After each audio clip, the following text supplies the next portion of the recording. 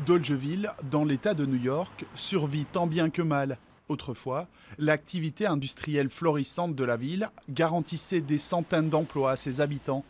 Mais à la fin des années 1990, sa plus grande entreprise a délocalisé sa production à l'étranger.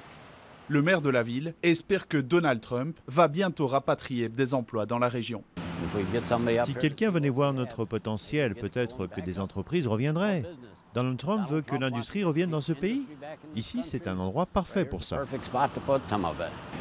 Dolgeville abrite encore quelques PME comme cette usine de battes de baseball. C'est l'une des plus grandes de la ville, mais elle n'emploie que 35 personnes.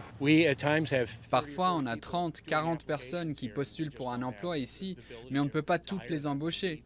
J'espère que reconstruire l'économie sera l'un des objectifs de Trump.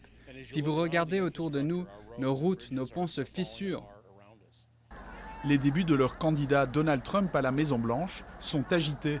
Manifestations monstres contre lui à Washington, soupçons de contact avec la Russie, démission de son conseiller en sécurité et le fameux décret migratoire. Mais ici, loin de New York ou de Washington, ces revers semblent sans incidence. Suzanne Fogarty dirige avec son mari une entreprise d'équipement forestier. Inquiète pour l'avenir durant la présidence Obama, elle se dit désormais beaucoup plus confiante. Je ne sais pas si la Russie était impliquée dans l'élection ou pas, mais le peuple américain a voté et nous devons respecter ce qu'il a décidé. Les manifestations anti-Trump sont quasi quotidiennes, mais la bourse de New York atteint de nouveaux records.